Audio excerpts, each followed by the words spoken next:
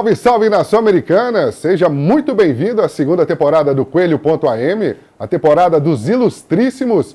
Estamos aqui, você está acompanhando agora as imagens da Loja do América, aqui no piso G1 do Boulevard Shopping, onde você leva essas maravilhosas armaduras do Coelhão para acompanhar o Coelhão de perto lá no Independência. E vamos, sem demora, falar dos nossos ilustríssimos, os nossos convidados desse primeiro episódio da nossa segunda temporada. Essa temporada que vai falar do pessoal, da galera que vive a história do dia a dia do Coelhão, que produzem os e também daqueles que fizeram parte da história do América. Hoje a gente falando com o Alisson Fernandes, do canal Soldeca, e também com o Sérgio Salviano, do América e História, você acompanhando as histórias do Coelhão aqui na TV Coelho. Então, sem mais delongas, já vou pedindo para se apresentar os dois. O Alisson Fernandes, muito boa noite, seja bem-vindo aqui ao Coelho.am. Boa noite, muito obrigado pelo convite, estou bem feliz de estar aqui participando. Vamos falar sobre isso, produção de conteúdo, faço isso já tem um tempinho e dou minha contribuição aí sempre que possível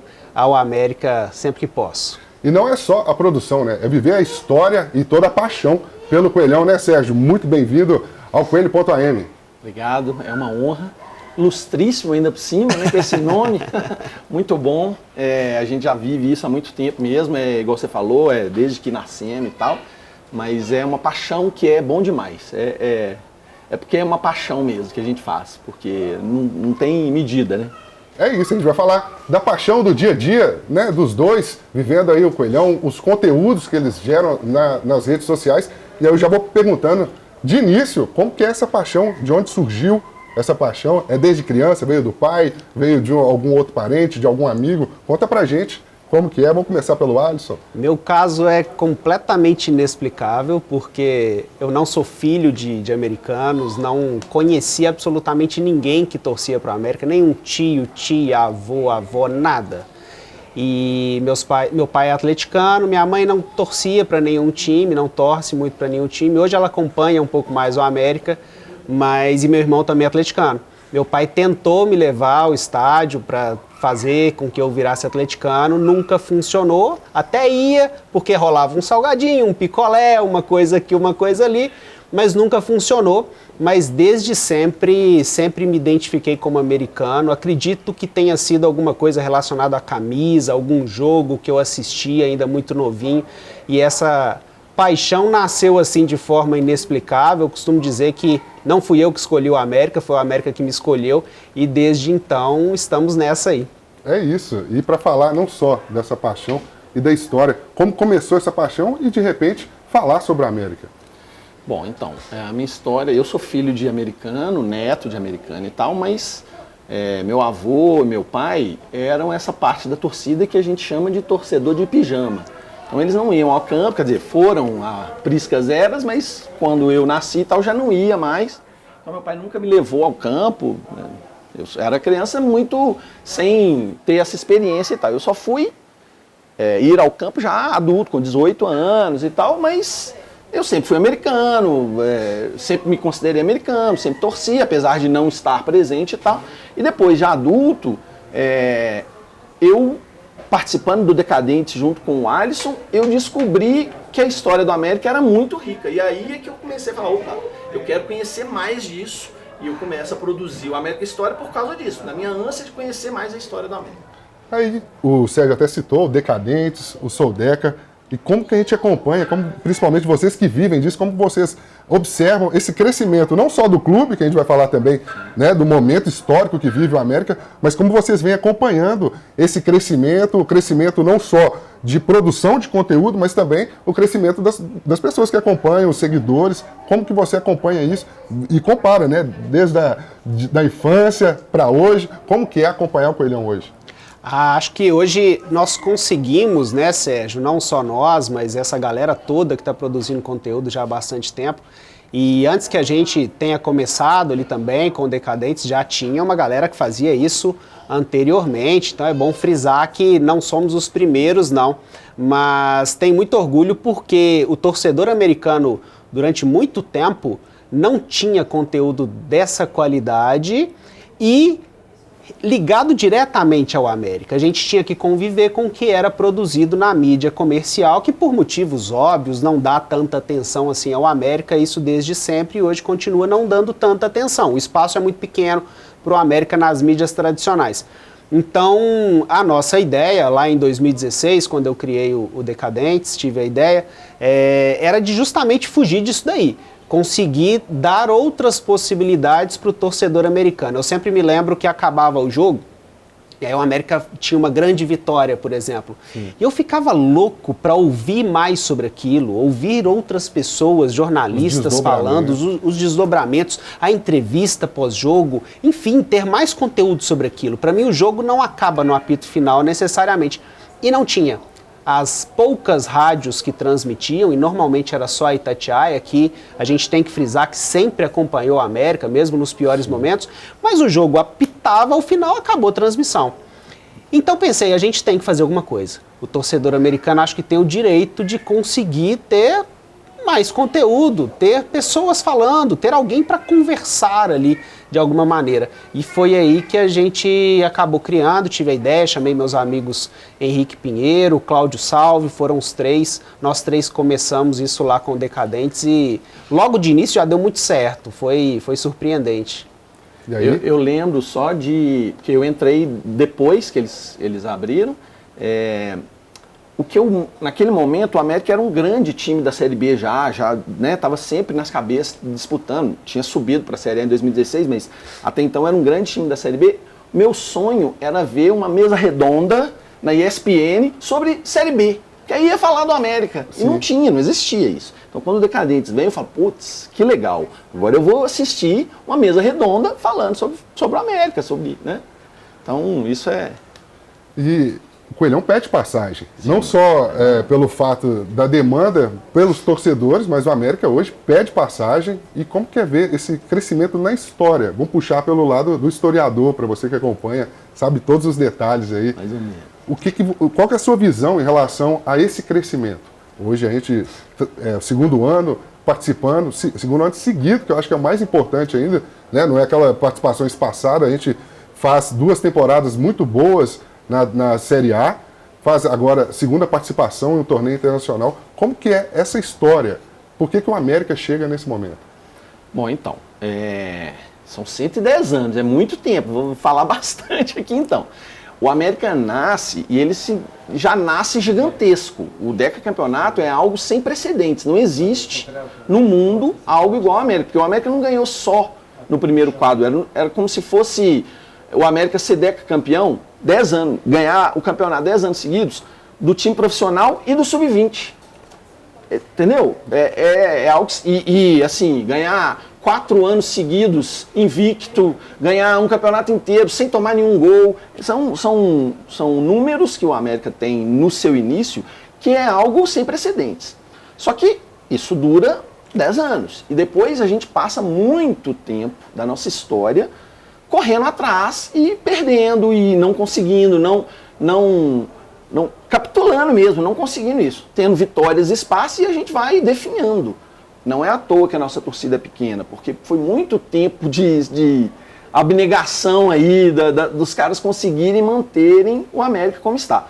Então, o que o América está fazendo agora é recuperar um status que é merecedor, porque ele está fazendo isso, né, da melhor forma, porque ele veio se estruturando, ele conseguiu, depois de muito sofrimento, de muita angústia aí, se organizar de uma forma tal que ele pode alçar novos voos.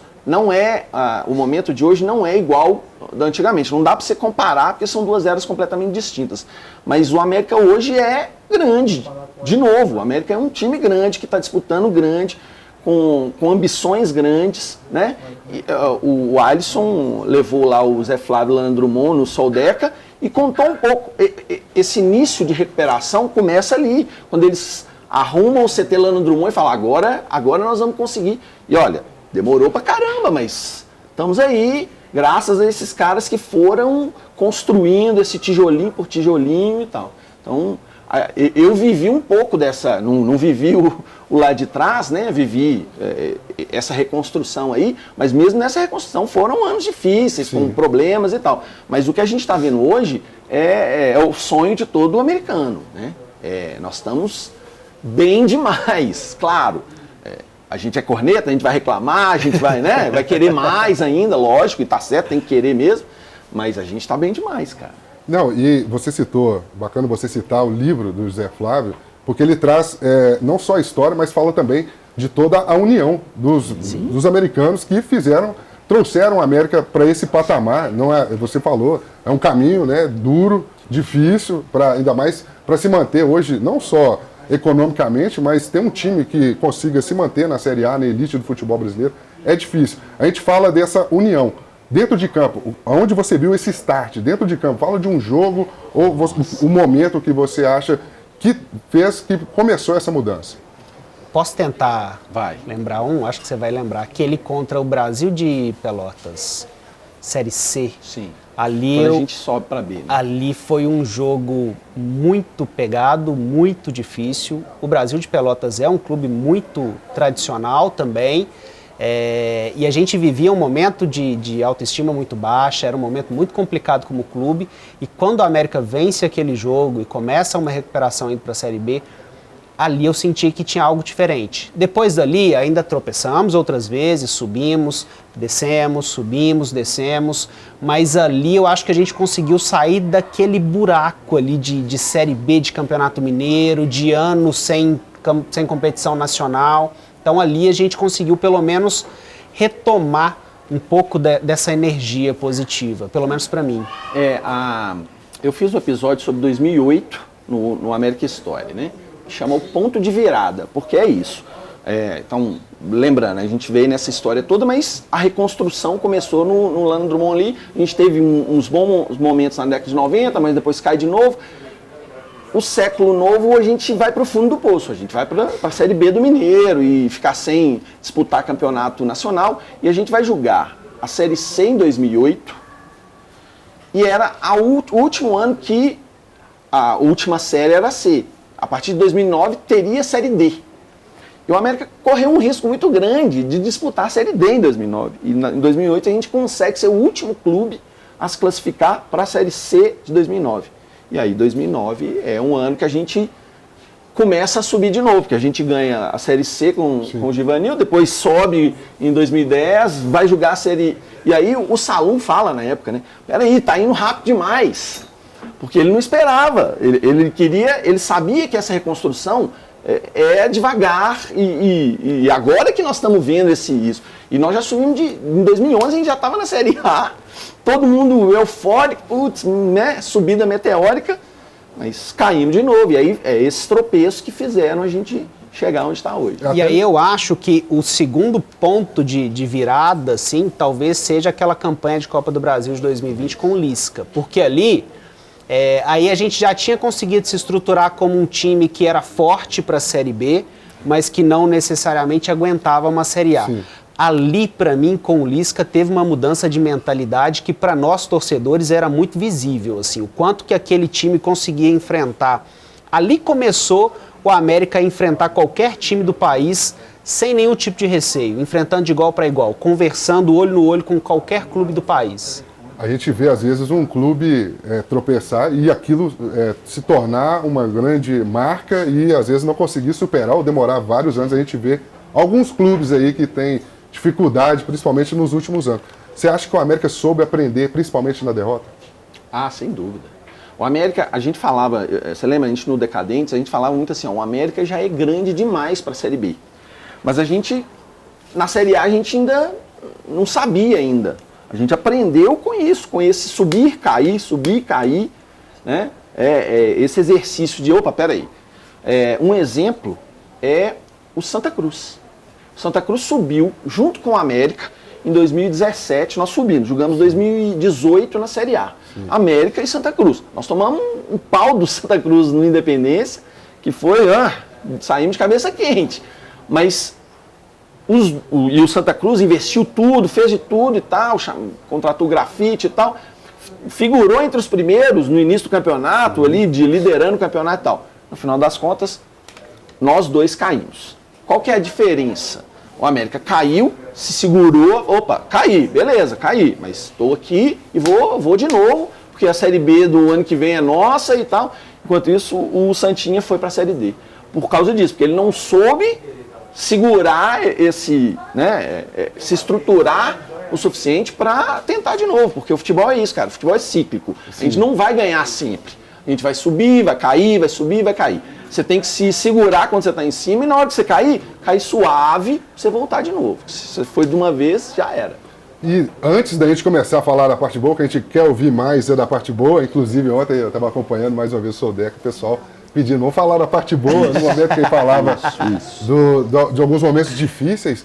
Como que é fazer a produção de um conteúdo, às vezes que a gente precisa sempre estar produzindo, sempre criando, e quando não tem ali o resultado, como driblar essa falta de resultado, e isso que é importante, né? O Decadentes, o Soldeca agora, vem dessa história. Né? Eu tenho uma fama muito injusta de ser pé frio, sabe? E o Sérgio vai dar uma risada porque ele também acha isso, mas isso é muito injusto. O Decadentes começou em 2016 e desde lá a fase é de razoável para boa. Eu acho que a gente nunca viveu produzindo conteúdo uma temporada realmente terrível assim. Derrotas acontecem, mas uma temporada inteira terrível, não sei. Então, eu tenho para mim o seguinte, nós americanos, ao longo da história, a história nos preparou, né, Sérgio, para ser muito resiliente quanto a isso. Ao contrário de outros clubes, até aqui da capital, em que os torcedores costumam fugir um pouco em fase ruim, pra gente não.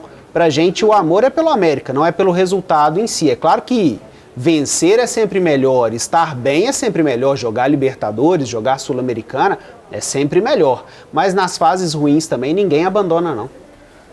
Principalmente falando da torcida do América, que você disse, já dividiu estádio, já dividiu Mineirão. Ontem eu vi o sonho do Enio Lima, ele comentando sobre realmente ver o América agora dividir o público de um grande estádio, né, nos jogos do Coelhão. Como a gente pode fazer para atrair cada vez mais o torcedor americano? Principalmente trabalhando nas mídias, o torcedor americano, a gente fala, por mais que às vezes não lote o Independência, ele faz a diferença. Como a gente pode atrair mais torcedor? Qual que é o trabalho que tem que ser feito? Por onde começar? Essa talvez seja a maior discussão institucional que a América deva ter. Talvez seja o principal assunto. Nós levamos lá no Soldeca também o Marconi Barbosa, e conversamos sobre isso com ele, perguntei algumas vezes sobre isso. E eu acho que tem que ser um trabalho em conjunto. Clube, nós torcedores, é um problema de muitas camadas. Acho que daria um podcast desse inteiro só sobre esse assunto de crescimento de torcida. O que eu vejo? Disputas importantes, claro que contribui. A América está disputando Libertadores, Sul-Americana, Série A de Campeonato Brasileiro. Isso contribui. As novas gerações, meu filho está aqui na loja, né, tem 1 ano e 3 meses, fica muito mais fácil de conseguir enxergar ali uma identificação com um clube que está o tempo todo sendo falado, que está jogando contra outros grandes clubes do futebol brasileiro. Isso é um ponto. Ter ídolos, acho que é outro ponto. O Juninho, acho que hoje é uma expressão disso. Acho que o América também tem que ter um olhar ao mercado mais atento a isso. Hoje a gente ainda não consegue contratar jogadores badalados na melhor fase da carreira, mas de repente, como fizemos com o Zarate, pode ser importante para que alguns torcedores se identifiquem com isso. Acho que tem algumas coisas também conceituais em relação ao clube, alguns posicionamentos podem ser importantes, e o América acho que age bem nessas causas.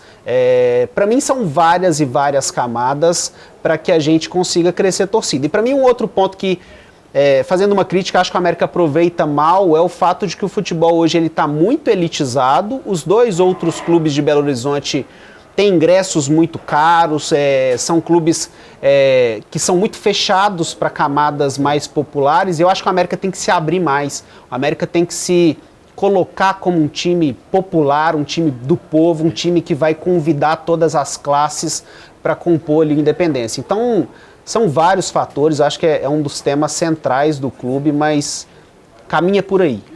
E aí caminha... até mesmo para linkar com a sua resposta, falando sobre a história. Como olhar para a história para a gente encher, lotar sempre os estádios, lotar o Independência, onde o Coelhão for jogar. Eu ia tentar falar exatamente isso. Bom, concordo com tudo que o Alisson falou, acho que é um monte de fatores. E, complementando só, eu acho que nós estamos no caminho certo. Quer dizer, nós estamos disputando grandes campeonatos, nós estamos com um marketing atuante, nós estamos fazendo propaganda do que nós estamos fazendo e tudo. Nós temos um sócio Onda Verde que é barato, que é popular e tal. Acho que pode melhorar mais, não só no quesito valor, mas de amplitude mesmo desse sócio e tal. Acho que tem coisas para se fazer, mas eu acho que nós estamos no caminho certo. Agora, o lance do ídolo também, concordo plenamente e tal.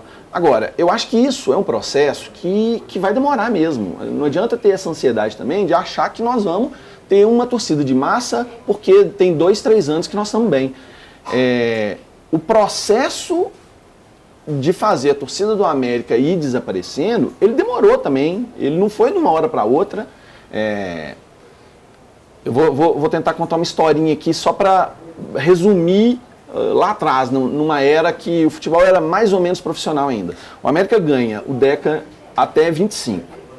A gente vai ficar a maior seca da nossa história, que é até 48. São 22 anos sem ganhar. Essa geração é uma geração que, pô, eu vi o meu time ser o maior e agora eu não vejo nada. Então é uma geração. E aí tem um texto do Cipião Martins Pereira que ele fala assim, ó, a gente é uma geração esportivamente condenada, a gente não, sabe? E ele, em 1947, ele já fala assim, ó, na torcida do América tem uma parte que são os cornetas, ele usa esse termo, e uma outra parte que fica só em casa ouvindo pelo rádio, que é uma torcida de pijamas. Sim. Isso define o América já em 47. Então, foi um processo que foi acontecendo. E isso depois ainda demorou mais. Aí tem a ascensão do Cruzeiro, que vai tomar o protagonismo que o América disputava ali com o Atlético. Então tem um monte de fatores para justificar a nossa torcida ser pequena. Como é que faz para reverter isso? Com essas coisas todas, mas a longo prazo. Não vai acontecer com 3 anos, 5 anos, vai demorar. Eu acho que a gente está recuperando. Só que ainda é muito tímido, é difícil você perceber. Eu comecei a fazer nessas últimas semanas, em discussões de grupos de WhatsApp, comecei a tentar pegar os últimos 10 anos de públicos. Então eu peguei, por exemplo, esse jogo contra o Santa Cruz. É um jogo de segunda fase de Copa do Brasil, um horário ruim e tal, que normalmente é esses jogos, né? Então eu peguei os últimos 10 anos. Esse foi o melhor público dos últimos 10 anos. Dessa fase, da primeira, segunda e terceira fase do América, na Copa do Brasil, porque teve ano que a gente não tinha público, né? Estava fechado, teve ano que a gente não jogou essa fase, já entrou na frente, teve ano que a gente não classificou, não jogou em casa, enfim. Jogando em casa, na Independência, nessas fases na Copa do Brasil, nos últimos 10 anos, esse público que nós levamos no Santa Cruz foi o maior. E não foi grande coisa, a gente está reclamando que foi um público pequeno, mas já aumentou. Então, esse pequeno, às vezes a gente não consegue perceber porque ainda é muito sutil, mas eu acho que a gente está caminhando do jeito certo e vamos ver se continuar, se a gente amplia, né? E acho que até mais do que o número em si, mais do que a estatística em si, para a gente que frequenta a Independência já há muito tempo, a gente enxerga o rejuvenescimento, né? Dá para perceber ali nos arredores que a torcida tá caindo a média de idade, digamos assim. Tem muito mais gente jovem e é um trabalho também que é em conjunto, tem muita participação dos próprios torcedores em trazer outros torcedores mais jovens. Acho que tem também um pouco de resultado desse trabalho de produção de conteúdo, não só nosso, mas de todo mundo que faz, que aí acaba que uma galera vai se conectando com isso. Tem muita gente, né, Sérgio, que às vezes nos procura e a gente percebe que reaqueceu aquele fogo ali em relação ao América, que estava um pouquinho adormecido e reaqueceu, de repente, consumindo um conteúdo, ouvindo um podcast sobre a história do América lá do Sérgio e tal, e volta a frequentar o estádio novamente. Eu queria que falasse dessa mudança de patamar que a gente está falando. O momento que você mais guarda na memória seria o jogo lá contra o Guarani, do Paraguai. Seria, eu até falo, como a gente comentou aqui agora há pouco, sobre aprendendo as derrotas, São Bento seria uma... um momento de mudança, de start? Ou aquilo foi só parte do caminho? Eu vejo mais como uma parte do caminho. Aquele América do São Bento é uma América que já tinha se repetido outras vezes. O diferente foi aquele ano todo tirando o São Bento, que a gente estava lá no fundo, recuperou, quase conseguiu. O perder no finalzinho, infelizmente, faz muito parte da história do América, né? Quando o Zé Flávio foi lá, o Alisson perguntou para ele o maior momento dele, e ele falou, não, primeiro o pior. O pior foi 64. 64 foi uma tragédia para aquela geração também, que o América tem tudo para ganhar o Campeonato Mineiro de novo e perde em casa para o Siderúrgico, enfim, um trauma para aquela geração. A América teve outros traumas. Eu vejo aquele jogo com o São Bento mais um trauma que até, se a gente não tivesse bem estruturado, talvez atrapalhasse. Mas dessa vez não atrapalhou. A gente soube seguir e ir. Agora, você vai me perguntar, um maior jogo, cara, não tem nada igual o jogo do Guarani. Não tem nada igual na minha vida. Nunca vivi isso. Eu ouvi relatos do Marinho, de outros americanos, falar, o meu jogo, aquele jogo do Robson, Cara, eu vivi algumas coisas, mas eu não tinha isso. O jogo do Guarani, cara, é algo inacreditável na minha vida. E aí, como foi produzir conteúdo com uma vitória daquela, com uma classificação sendo histórica, primeira participação em um torneio internacional, na Libertadores. Como que é isso? Viver esse momento e poder contar essa história. Essa é a hora que o coração é que fala. Que a gente nem sabe o que está falando direito e liga a câmera e vai. E são aqueles momentos que a gente sabe que vão ficar na história. Nessa hora é fácil. Falar na derrota é muito mais difícil. Nessa hora é só deixar o coração falar. E aí a gente falou de ídolo. Você está ao lado do nosso eterno Jair Bala. E você, o historiador, a gente sabe que você conhece bem a história da América e dos personagens dessa história. Conta pra gente essa importância do Jair, o seu olhar, o seu estudo sobre o Jair Bala no América, não só para o América, mas também para a história do futebol brasileiro. Tá, primeiro deixa eu te fazer uma pequena correção, que eu não sou historiador. Sim. Tá? Mas tudo bem. Mas você convive com a história do América. Eu me denomino, eu fui batizado como memorialista. Ótimo. Beleza? Então é isso aí. Jair Bala é o maior ídolo do América, indiscutivelmente, por um monte de fatores. Então, ele vem num momento difícil para o América e faz o campeonato de 64, o Jair Bala estava lá, foi artilheiro e tudo. Então, um momento difícil para o América e tal, mas ele se destaca, ou seja, um ótimo jogador ali. Beleza, já se destacou. Ele sai, ele volta em 71, faz aquele campeonato que é uma joia para os americanos daquela geração também. Um campeonato invicto, gol de bicicleta, enfim.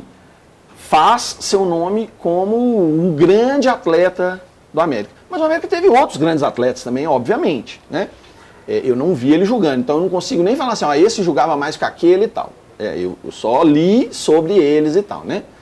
Bom, ele, depois disso, ele vai virar técnico e vai passar um grande período saindo, entrando no América, treinando base, treinando profissional. A geração dos anos 80 de jogadores tem um carinho enorme pelo Jair Bala. Todos eles falam, o Jair sabe, aquela paixão, porque o cara era um paizão para os caras. Então ele o segundo ponto que ele já cresce dentro do América e tal. E aí, para terminar, para coroar, ele vai para a televisão e vai representar o América melhor do que qualquer um, não existe, é unânime. O Jair Bala representava o América como nunca. A gente tem críticas a vários comunicadores, mas ao Jair Bala ninguém tem crítica. O Jair Bala era perfeito ali. E ele tinha a licença para isso. Mas então é engraçado, porque ele ficava puto, ele xingava e ele ria e ele fazia tudo numa naturalidade que encantava todo mundo, encantava os adversários, os cruzeirenses, atleticanos adoram o Jair Bala, porque ele era uma simpatia mesmo, era um cara fenomenal. Então,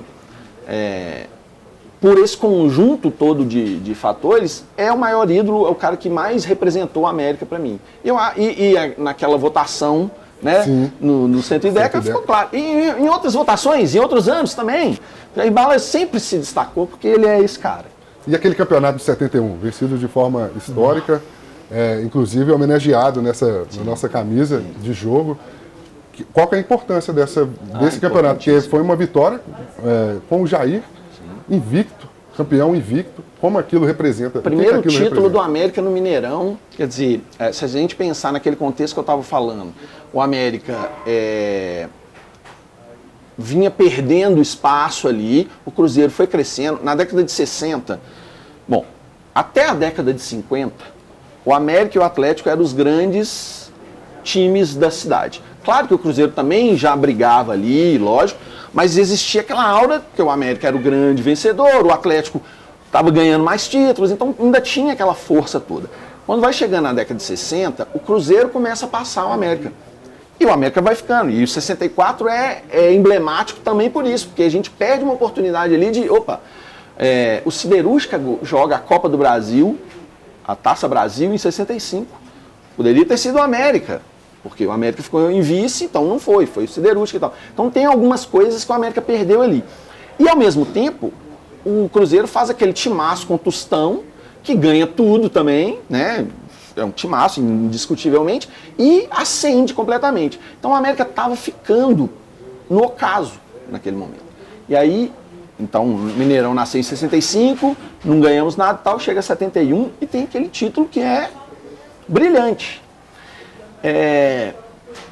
Eu vejo hoje que foi um título que não foi construído, não é igual hoje, que o América se estrutura para ganhar alguma coisa. Nós ganhamos porque o futebol é assim. O futebol tem subidas e descidas e tal. E a gente encaixou um time ali que era muito bom, ganhou e tinha o Jair Bala, que era fenomenal e se deu bem. Não foi um título que veio sendo construído. Mas, indiscutivelmente, é o título daquela geração ali, né? A última tinha sido em 57, então tinha muito tempo que o América não ganhava e tal. Então ele é brilhante e tem todas as características do Jair Bala, dos gols de bicicleta, tem um monte de mística em volta desse título. Aí você me fala que ele não é historiador. Meu filho, sabe tudo do Coelhão. E aqui, a gente falando do Jair Bala como ídolo, falando da história, o que o Jair Bala trouxe de influência para o Alisson jornalista, o Alisson trazendo a paixão como influencer, trabalhando nas redes sociais. Como que é isso? Eu, assim como o Sérgio, não vi o Jair Bala jogar, já escutei várias histórias, então eu tive, a minha maior presença assim, com ele foi assistindo pela TV, e sempre me encantou a forma como ele defendia o América, com unhas e dentes, né? Apesar desse pouco contato, e aí fica um pesar enorme, porque nós começamos a fazer esse modelo agora de Soldeca Podcast, entrevistando, depois que o Jair, infelizmente, já tinha nos deixado, então não tivemos a oportunidade. Ele foi a primeira pessoa que nós pensamos para começar o Soldeca Podcast, mas não tivemos esse prazer. Inclusive, na semana que vem, não sei quando vai ao ar, né, mas no dia 23, nós vamos levar o filho do Jair e vamos fazer um programa especial falando sobre a vida dele, sobre a vida e sobre a obra do Jair Bala. Nós estamos tentando também algum torcedor que tenha presenciado, que tenha assistido, que tenha histórias sobre o Jair Bala, para a gente tentar fazer o pedacinho que nos cabe de homenagem a ele. Mas a identificação desde o início, ela é fantástica, porque ele foi quem mais honrou a nossa camisa, com toda certeza. Eterno. Eu faço um episódio do América História por mês e cada um é um ano, né? Tem alguns episódios que eu ainda não fiz, mas que eu já sei como é que eu vou fazer. Já está na minha cabeça. Mas eu vou deixando para depois eu faço. Já são 26 episódios? Já tem 28. 28 anos contados, mais 4 especiais que falam de outras coisas e tal. Sim.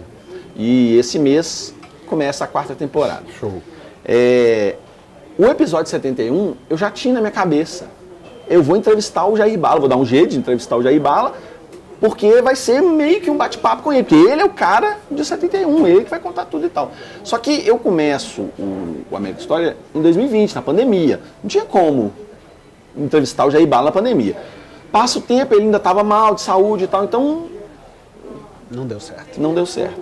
Agora eu falei isso com o Lucão, eu tenho que repensar como é que eu vou fazer o episódio 71, porque ele já estava na minha cabeça, ele estava pronto. Agora vou ter que pensar de outro jeito como fazer. E aí, para aproveitar a veia historiadora, para ele que sabe os detalhes, queria que você contasse para a gente falar sobre os aparelhos do América. Eu falo Independência, CT Lana Drummond, e eu queria que você trouxesse qual que é a importância, muita gente não sabe, mas lá no Mercado Central foi o primeiro campo do América. Qual que foi a importância desse campo, né, de ter lá o campo do América para jogar, para treinar? Qual que é a importância desse campo para a história? Tá, vamos lá. Vou tentar fazer uma retrospectiva mais rápida ali. O futebol começa, o Campeonato Mineiro, né? A liga é formada ali em 1915. Bom, existiam alguns clubes que já jogavam ali, o América nasce em 12 e tal. Todo mundo tinha um campo, que era um terreno baldio. Um terreno baldio que botaram umas traves lá e todo mundo jogava. Não existia arquibancada, não tinha nada disso, né?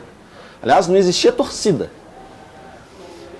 Quem ficava ali assistindo eram os jogadores que não estão jogando, estão lá vendo jogos e tal. Ou alguém que está passando na rua.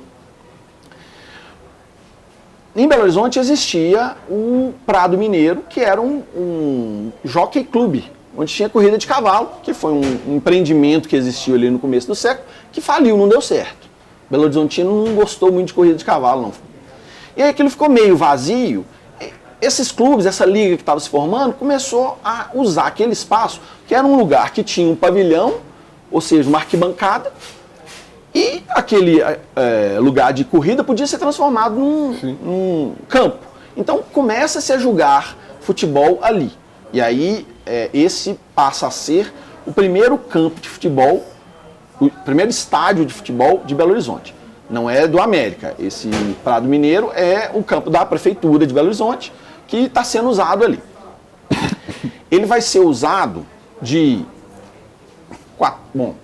o Campeonato Mineiro começa em 15, mas já antes, com os jogos ali, até 22, o Prado Mineiro é usado como o campo oficial. E aí é o único estádio que existe em Belo Horizonte. Todos os jogos são realizados lá. O campeonato era pontos corridos, ida e volta, mas a ida e volta era no mesmo campo. Você não jogava no campo do outro e tal, todo mundo jogava no Prado. Mas à medida que o tempo vai passando, começa-se a reclamar, olha, o Prado é longe, você tem que pegar um bonde para ir até lá. Ele ficava fora da cidade, né? Que é no Prado mesmo ali, né? Era poeira, porque não tinha gramado e tal. Então, quando chovia, era um lamaçal. Então, aquilo o futebol foi crescendo, aquilo começou a incomodar. Então, que a imprensa começou a noticiar, olha, a gente precisa de um campo, O América tinha um campo, aonde hoje é o Mercado Central. O Atlético tinha um em frente, onde é o Minas Centro. Outros times tinham outros campos e tal.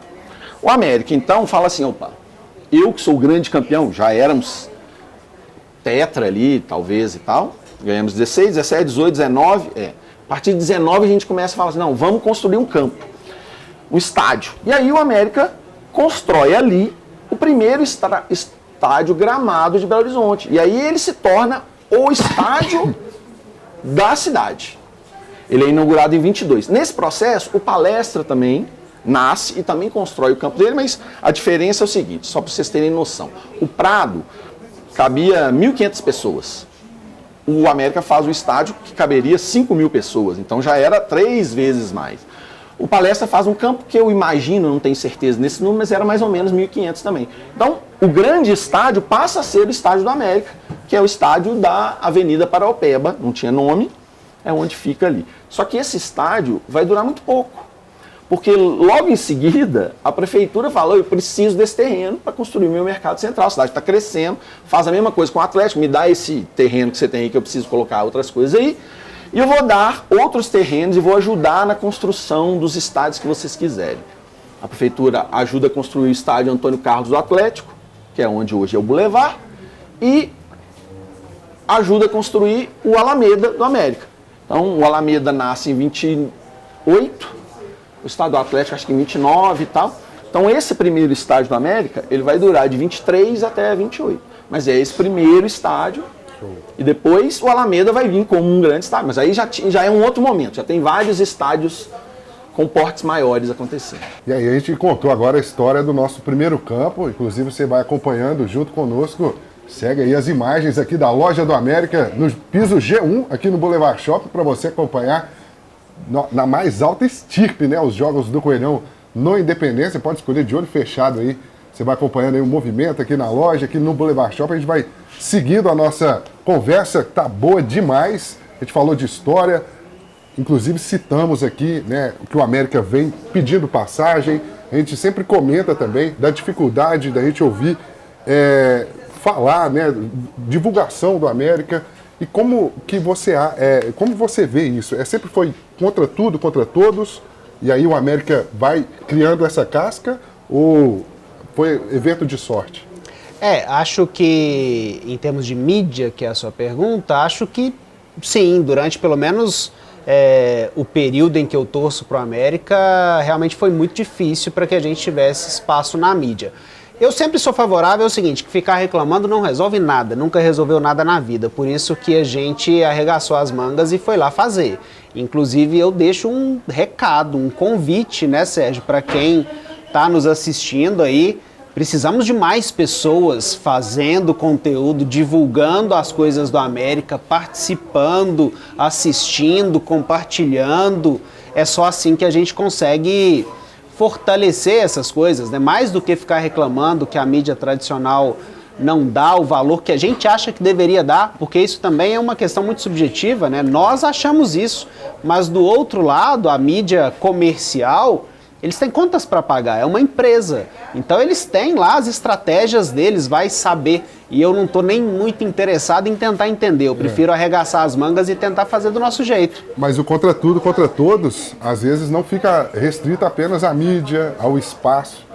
O América também sofreu bastante com dificuldade dentro de campo, que alguns, vamos colocar assim, alguns elementos do futebol às vezes atrapalharam. Como que é isso na história do América para a gente avançar? Ter que passar por cima disso. Então, igual eu falei, eu criei o América História pela minha curiosidade de conhecer a história do América. Então, tudo que eu sei da história do América está nos episódios do América História, porque eu estou pesquisando e indo. E eu sempre escutei que o América é prejudicado, que Atlético e Cruzeiro são beneficiados e tal, e eu vivia um monte desses momentos, mas time pequeno sempre é mais relegado mesmo. Mas a partir do momento que eu comecei a buscar as histórias, tentar resgatar essas memórias, muitos momentos que a gente tomou na cabeça, foi passar a mão mesmo, não tem jeito.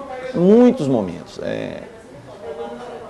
Teria que fazer um episódio assim, sabe? De roubadas do América. Porque muitos casos, claro, obviamente que é subjetivo isso, igual você estava falando, de alguém vai interpretar de um jeito, de outro, mas tem muitos momentos polêmicos na história do futebol da América que a gente foi prejudicado. Isso.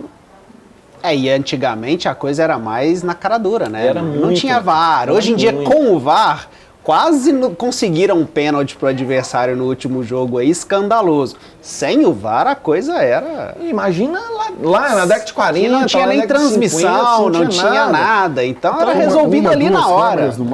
Era resolvido ali. Na época do amador, o árbitro era alguém de um dos times, de um outro time. Então, por exemplo, meu time vai jogar contra o Alisson, você é o árbitro. Sim. E aí, beleza, tal. Isso já dava uns pau de vez em quando, porque, né? Óbvio, futebol, isso. A partir do momento que ele vira profissional, começa a ter esse árbitro profissional, não sei o quê, e ele vai cometer esses enganos, esses erros, porque também estão sujeitos a enganos e erros, obviamente, né? Isso vai dar muito pano para manga. A mais famosa em Minas, eu acho que é o Cidinho Bola Nossa, que é conhecido com esse nome porque ele era um reconhecido torcedor do Atlético. E num jogo Atlético e Botafogo, a bola saiu, o jogador do Botafogo veio para pegar, para bater, ele falou assim, não, é nossa. Ele era o maneirinho, é nossa. Virou Cidinho Bola Nossa. Então, claro, tem muito folclore nessas histórias antigas e tal, mas também tem muito dessas histórias contando benfeitorias para Atlético, principalmente para Atlético, mas para Cruzeiro também. E aí a sua pergunta foi no sentido de como superar isso. Acho que tem um trabalho fora de campo, né, de diretoria, de cada vez pressionar, de buscar os direitos do América, de tentar com que a coisa seja cada vez mais justa dentro de campo, e tem o trabalho do futebol, porque em vários momentos recentes também, né, Sérgio, a gente ficou muito no limite ali, a gente enfrentava, e aí acho que basicamente falando de Campeonato Mineiro, se a gente joga uma fase decisiva, seja contra o Atlético, seja com o Cruzeiro, sempre no limite ali do um gol, fatalmente vai acontecer alguma coisa estranha. O que nós estamos fazendo agora? O América evoluiu seu patamar de futebol de tal maneira que no último jogo, por exemplo, de sábado passado, vencemos por 2-0, mesmo que o juiz tivesse conseguido dar aquele pênalti com o VAR, que seria escandaloso com aquele impedimento, mesmo assim, mesmo assim o América teria saído vitorioso. Então tem um trabalho de fora de campo, de cada vez mais buscar essa justiça, e o que nós americanos sempre reclamamos, nenhum americano, nunca vi ninguém pedindo privilégio ao América em termos de arbitragem. É só que a coisa seja justa, para que o que aconteça no gramado prevaleça. E nós temos que fazer também com que o nosso time sobre, principalmente em Campeonato Mineiro, para a gente sobrar e tornar cada vez mais difícil o trabalho do trabalho sujo ali. A gente está indo para a fase final do nosso primeiro episódio da segunda temporada do Coelho.am, Ilustríssimos. A gente falou da história, das dificuldades, das superações, o América pedindo passagem. Como que é o América no futuro? Qual que é a visão, não só de você que vive o dia a dia do América, né, mas do torcedor? Qual que é a visão? Espera o que para o América no futuro? Eu vejo um futuro realmente muito bom. Acho que nós, americanos, não podemos nunca deixar abalar. Se acontecer um tropeço, né? O Sérgio está aqui como memorialista e sabe disso, que tropeços acontecem. Tomara que não aconteça mais. Quando eu digo tropeço, eu digo uma volta, por exemplo, à Série B. Tomara que o América tome um rumo, que isso não aconteça, mas se acontecer também não tem nenhuma tragédia, porque eu vejo a América como clube se estruturando para realmente se tornar cada vez mais protagonista no futebol brasileiro.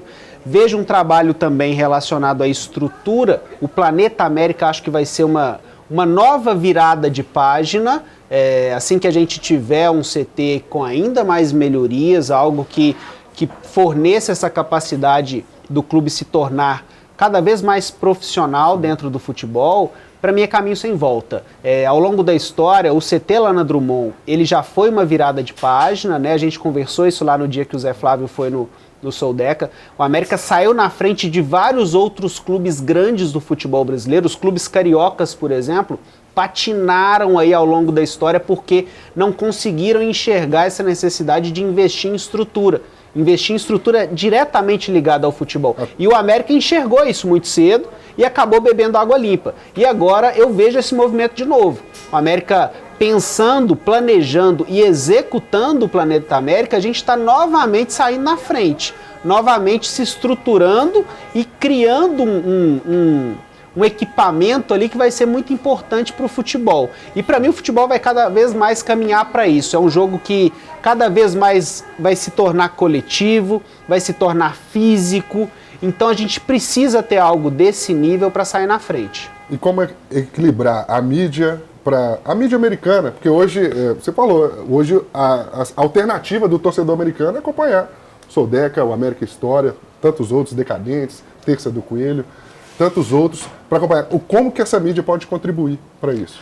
Olha, acho que nós, como produtores de conteúdo, cada um tem suas dificuldades, né, financeiras, técnicas e tal, mas a gente tem que sempre buscar fazer o melhor. Eu, pelo menos, tenho sempre isso como norte.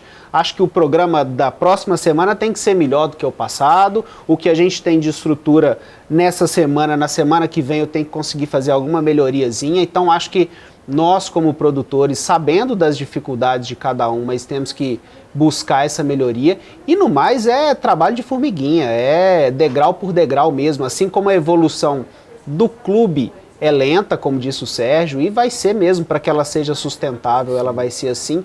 A evolução da produção de mídia do América, e aí cabe ao próprio América, e aí aqui eu deixo registrado os meus parabéns a vocês. Acho que nos últimos anos nós percebemos também essa evolução acontecendo, né? O próprio América, quando a gente começou a produzir conteúdo lá em 2016, né, Sérgio? o próprio América não produzia ou produzia muito pouco, a gente não sabia quase nada.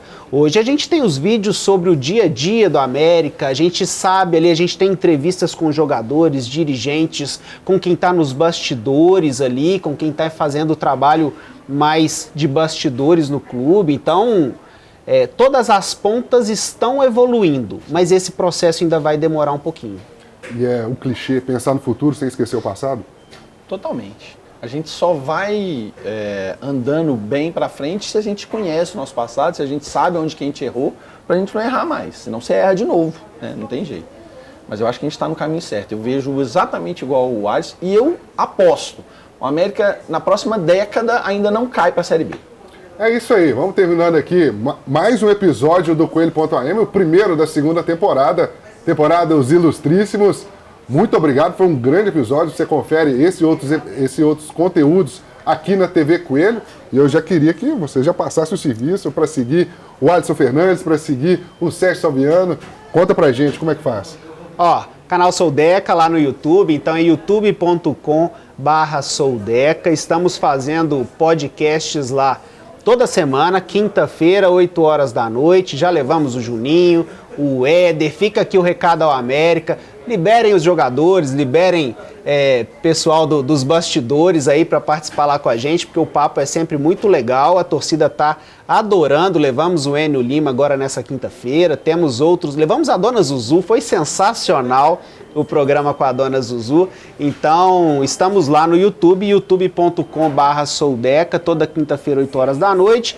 No Twitter é twitter.com/osoldeca, no Instagram é o sou.deca, acho que é isso mesmo, mas se for o caso, pergunta lá pra gente. Eu não sou muito bom com essas coisas das redes sociais, não. Mas é facinho de encontrar, gente. E aí, estamos lá fazendo o nosso conteúdo, queremos te levar também. Qualquer dia, chega lá pra gente trocar uma ideia. Vamos trocar uma ideia. Parabéns pelo conteúdo, maravilha. Sérgio Salviano, conta pra gente como acompanhar o Sérgio dia a dia do América História. Então, o América História é um podcast tradicional, né, que é só de áudio. Ele sai todo dia 30. Então, em qualquer agregador de podcast, Spotify, Deezer, qualquer um, você vai conseguir escutar. Todo dia 30 tem um episódio novo. E as redes sociais, Twitter, Instagram e Facebook, é AFC História. Nessas redes, eu vou colocar alguma foto, alguma imagem, alguma coisa para enriquecer o episódio. Mas o meu trabalho está no podcast que você vai ouvir lá no Spotify, né, que é o principal. Então, escuta, comenta, fala o que você gostou, o que você não gostou. Eu sinto só um pouco falta disso, desse feedback. Eu sei que muita gente gosta, mas comenta, manda lá uma mensagem, fala o que você gostou, o que você não conhecia, o que foi diferente para você, que vai ser legal essa troca. É isso aí, meu filho. O Coelhão invadindo de assalto as redes sociais, as mídias. Isso é muito bom. É o crescimento do Coelhão dentro e fora de campo. E é isso. A gente está aqui na Loja do América. Vou me despedindo. Já vou agradecendo demais aí a Loja do América. Mais uma vez aí, te convido a vir conhecer. Você que ainda não conhece aqui a Loja do América, piso G1 do Boulevard Shopping, aqui na Avenida dos Andradas, meu filho. Venha conhecer. Vem levar também aí a armadura. Pode escolher de olho fechado. Eu sempre falo isso, né? Tem a camisa Reviver. Tem a camisa em homenagem ao abacate atômico que a gente falou aqui hoje sobre, né, o campeonato de 71, a camisa branca, a camisa de goleiro. Pode escolher, meu filho. À vontade, de olho fechado. Muito obrigado a todos vocês que acompanharam aqui. A gente volta em breve com mais um episódio nessa segunda temporada do Coelho.am. Os Ilustríssimos, vamos contar a história daqueles que fizeram acontecer, aqueles que, né, produzem, que fazem acontecer no dia a dia do Coelhão. Muito obrigado a todos vocês, até uma próxima!